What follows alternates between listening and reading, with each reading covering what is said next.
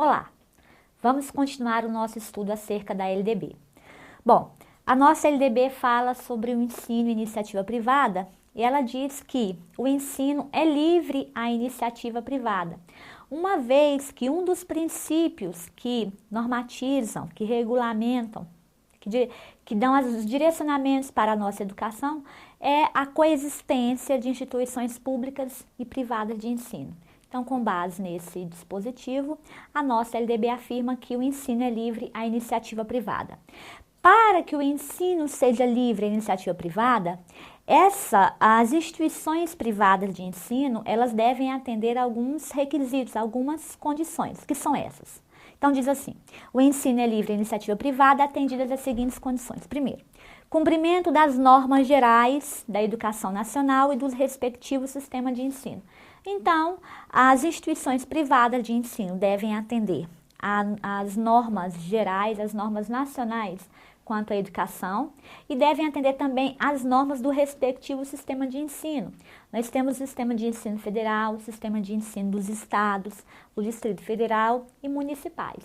Então, caso uma instituição de ensino esteja vinculada ao sistema de ensino estadual, essa instituição deve atender às normas gerais, às normas nacionais, como por exemplo a LDB, as normas gerais da educação e também as normas daquele respectivo sistema de ensino, as normas de ensino daquele estado. Bom, as instituições também devem ter autorização de funcionamento e avaliação de qualidade pelo poder público.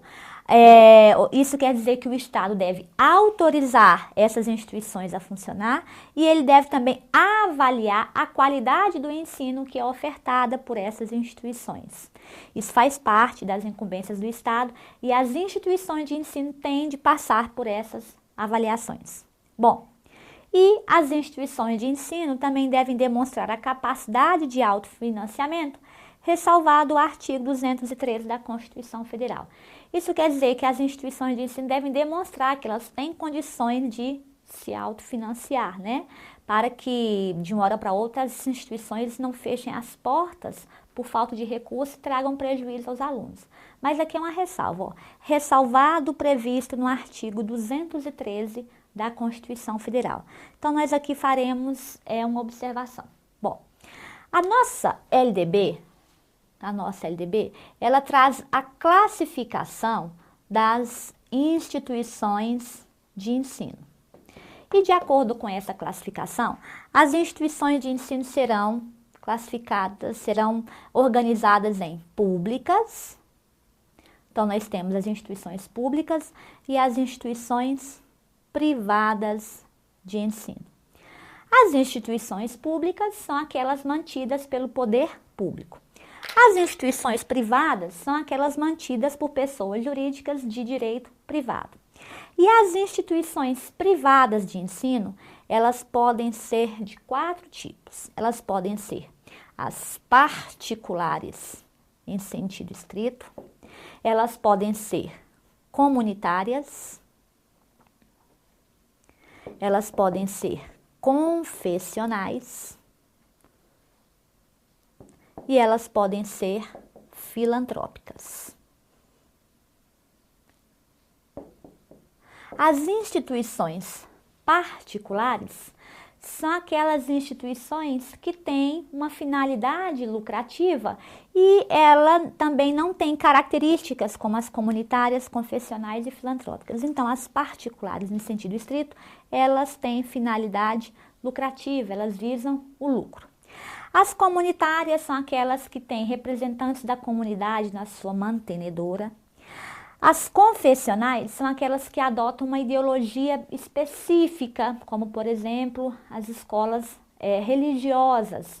Então, se você vai matricular o seu filho em uma determinada escola que tem uma filosofia específica, você sabe que ele vai receber uma educação direcionada para aquela filosofia.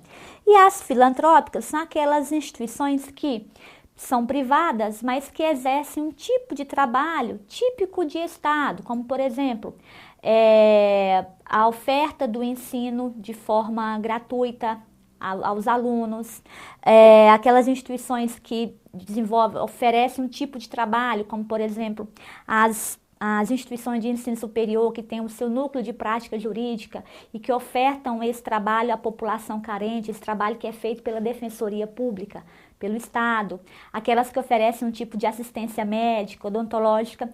Então, enfim, as filantrópicas são as instituições privadas que prestam um tipo de serviço típico do Estado. Bom, e então, essas instituições, as comunitárias, confessionais e filantrópicas, elas não têm finalidade lucrativa. Então, não tendo finalidade lucrativa, elas podem receber recursos financeiros do poder público.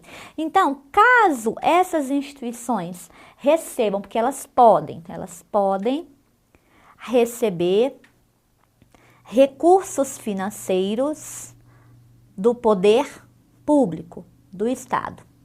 Caso essas instituições recebam os recursos financeiros, e aí para receber elas devem atender alguns requisitos, comprovar a finalidade não lucrativa, prestar contas ao poder público, aplicar o excedente financeiro em educação, destinar o seu patrimônio a outra instituição comunitária, confessional, filantrópica ou ao poder público, no caso de encerramento das suas atividades.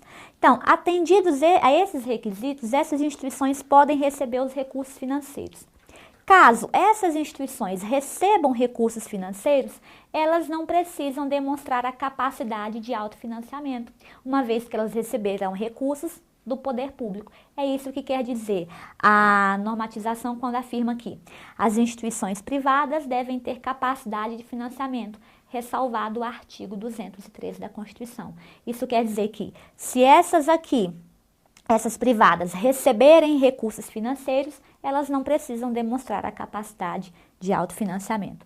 É isso que diz a nossa LDB.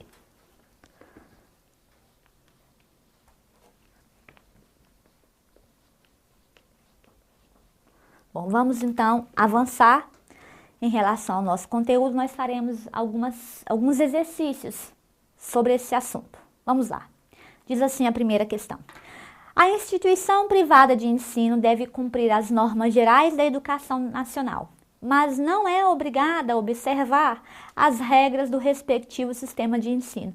A questão está errada, uma vez que a instituição privada de ensino ela deve cumprir as normas gerais da educação e também as regras do respectivo sistema de ensino.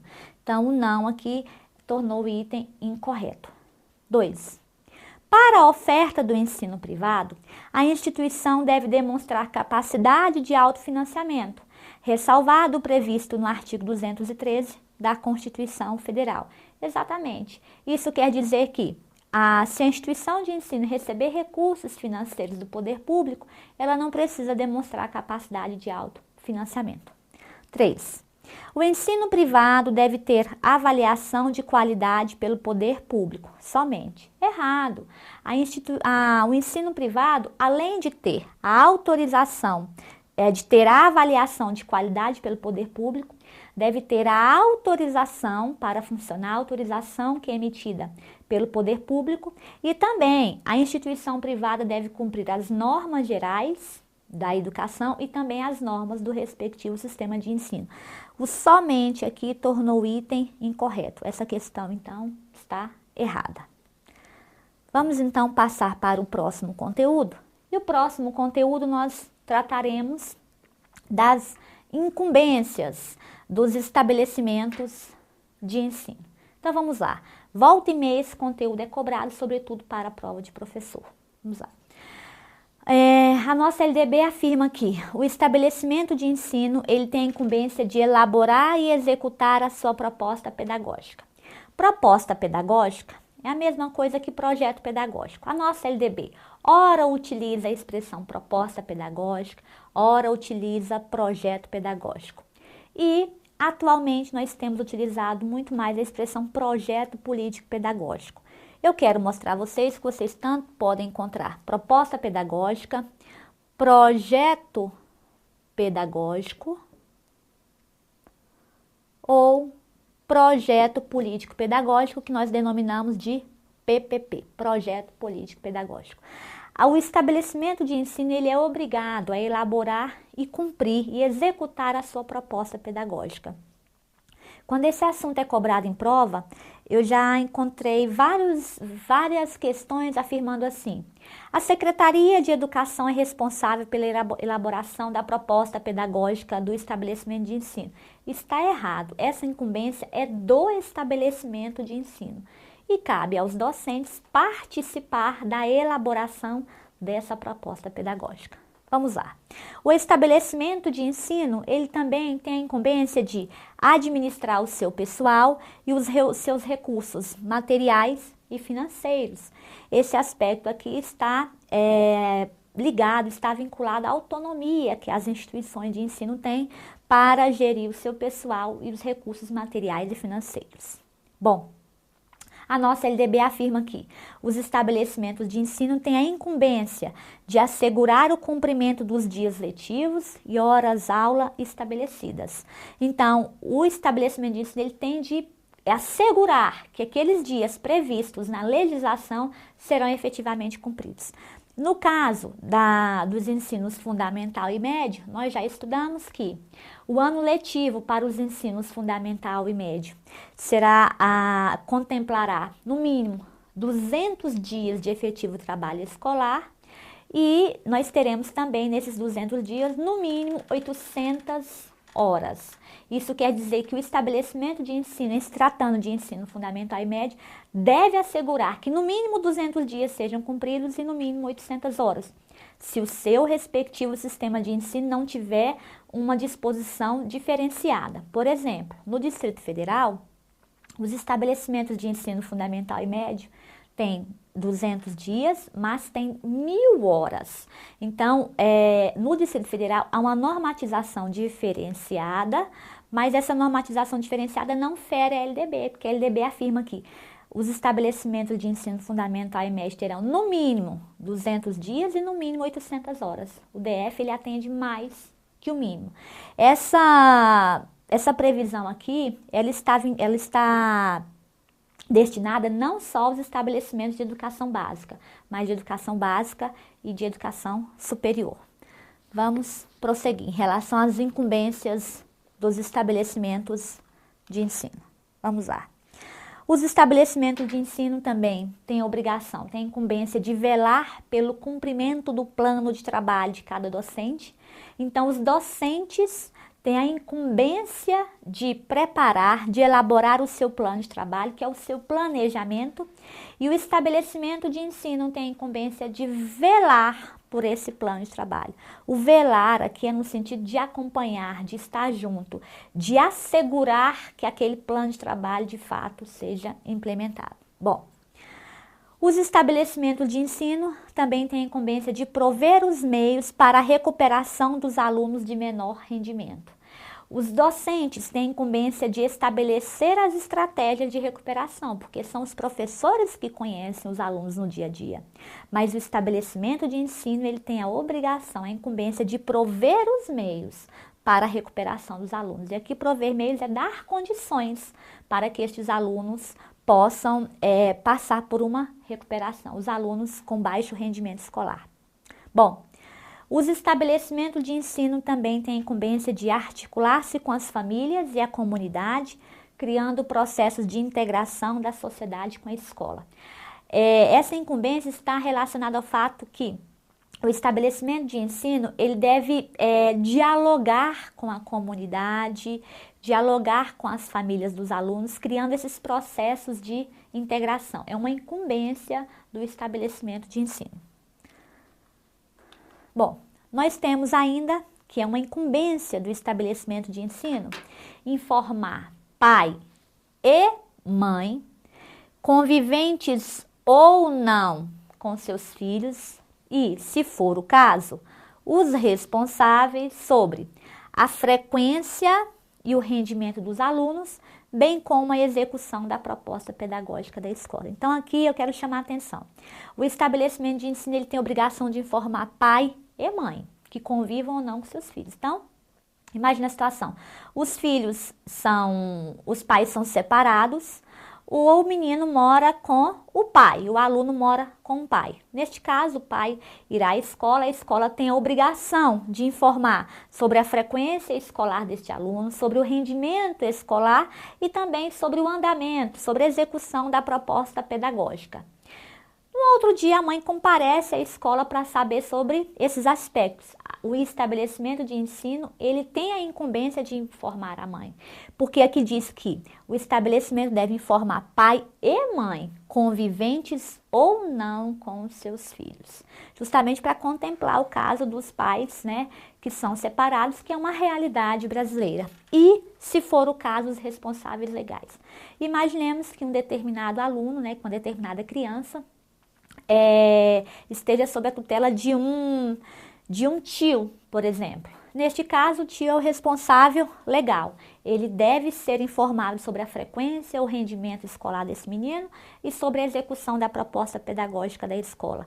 Os pais deste aluno também têm esse direito. Então, os estabelecimentos devem informar pai e mãe e também, se for o caso, os representantes legais, para que estes adultos que estão diretamente vinculados, ligados a essa criança, tenham informações sobre esses aspectos. Essa é uma incumbência do estabelecimento de ensino. Bom, o estabelecimento de ensino também tem a incumbência de notificar ao conselho tutelar do município, ao juiz competente da comarca e ao respectivo representante do Ministério Público a relação dos alunos que apresentem quantidade de faltas acima de 50% do percentual permitido em lei. Então, aqui, essa norma não diz que o aluno pode faltar 50% da carga horária. O que diz aqui é que, quando o aluno ultrapassar, quando a quantidade de faltas do aluno ultrapassar 50% do percentual permitido em lei, essas autoridades devem ser notificadas para que se faça algo a fim de que este aluno não perca um ano por faltas. Então, é assim, em se tratando da educação dos ensinos fundamental e médio, nós temos um limite de faltas. Então, olhe bem, a nossa LDB, em se tratando, aqui como exemplo, dos ensinos fundamental e médio, ela diz o seguinte, aqui como exemplo, que o aluno deve ter 75% de frequência para ser aprovado. Então, imaginemos aqui que aqui seja a representação da carga horária total anual que o aluno deve cumprir. A LDB diz que o aluno deve ter no mínimo 75% de frequência para ser aprovado para o ano, a série seguinte. Isso quer dizer que o aluno deve cumprir aqui, ó, eu dividi aqui o meu inteiro em 4 partes, né? Eu tenho aqui cada parte 25%, 25 mais 25, 50, mais 25, 75. Isso quer dizer que, à luz da nossa LDB, o aluno deve cumprir, então, 3/4, 25% da carga horária total para a aprovação. Isso quer dizer que é permitido ao aluno faltar 25%. Se ele faltar até 25%, ele não será penalizado em razão da reprovação. Ele não será reprovado em função dessas faltas aqui. É claro que sempre haverá um prejuízo para a aprendizagem do aluno, no entanto, ele não será penalizado com a reprovação se ele faltar até 25%. Isso quer dizer que esses 25% aqui é o percentual permitido em lei. É o percentual permitido em lei para que o aluno possa faltar e não ser reprovado. A nossa LDB, então, diz o seguinte: quando a quantidade de faltas deste aluno ultrapassar 50% do percentual permitido, aquelas autoridades devem ser notificadas. O juiz, o membro do Ministério Público, Conselho Tutelar. Então, imaginemos aqui que seja a metade aqui dessa carga horária. Então, aqui, ó, o aluno, quando ultrapassar aqui, ó, 50%, aqui 50%, quando ele ultrapassar aqui 50% do percentual permitido, aquelas autoridades devem ser informadas. Então, aqueles 50% não se referem à totalidade da carga horária que ele deve cumprir, mas ao percentual que é permitido para que ele possa faltar, para que ele possa ser infrequente e não ser penalizado com a reprovação. Então, quando ultrapassar aqui, imaginemos que nessa linha aqui nós tenhamos 50%, quando a quantidade de faltas do aluno ultrapassar 50% do percentual permitido, aquelas autoridades devem ser notificadas. Essa é uma medida que é tomada justamente para que se possa fazer algo por aquele aluno que já tem muitas faltas e que, se ele continuasse tendo essa condição, poderia ser reprovado. Então é isso, só notificar ao Conselho Tutelar, ao juiz da comarca e o representante do Ministério Público a relação dos alunos que apresentem quantidade de faltas acima de 50% do percentual permitido. E o percentual permitido é de 25%. Então, quando ele ultrapassar 50% dos 25% permitido, então essas autoridades deverão ser notificadas. Bom, além das incumbências dos docentes, a nossa LDB também traz, além das incumbências dos estabelecimentos de ensino, a nossa LDB também traz as incumbências dos docentes, dos professores. Então vamos lá. A nossa LDB afirma que, em relação à proposta pedagógica, que nós já vimos que pode ser denominada de projeto político pedagógico ou projeto pedagógico, que a LDB utiliza as duas expressões como termos sinônimos, os docentes, eles têm a incumbência de participar da elaboração da proposta pedagógica do estabelecimento de ensino. O estabelecimento de ensino tem a obrigação de elaborar e executar, e os docentes têm a incumbência de participar dessa elaboração. Bom, os docentes têm a incumbência de elaborar e cumprir o seu plano de trabalho, segundo a proposta pedagógica do estabelecimento de ensino. Então, o estabelecimento de ensino, ele tem o seu projeto pedagógico maior, a sua proposta pedagógica. A proposta pedagógica é aquele documento em que traz a identidade daquela instituição educacional, é um documento em que traz a missão daquela instituição, a missão é a razão de existir, é um documento que traz os objetivos daquela instituição, como que ela está organizada pedagógica e administrativamente, quais são os seus recursos materiais, os seus recursos humanos. É um documento que traz também a matriz curricular das disciplinas que são trabalhadas naquela instituição de ensino. Enfim, é um documento que retrata a identidade da instituição de ensino.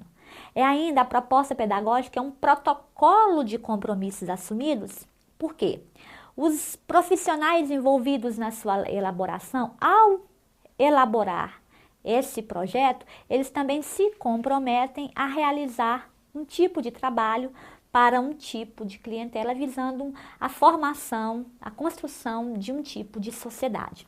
Bom, então, os professores, os docentes têm a incumbência de elaborar e cumprir o seu plano de trabalho, que é o seu planejamento, segundo a proposta pedagógica do estabelecimento de ensino.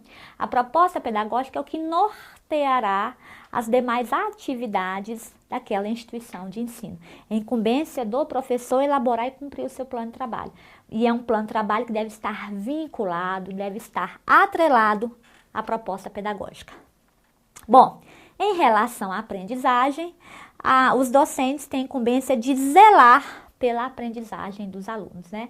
Esse zelar no sentido de cuidar para que, de fato, os alunos tenham sucesso no seu processo de aprendizagem.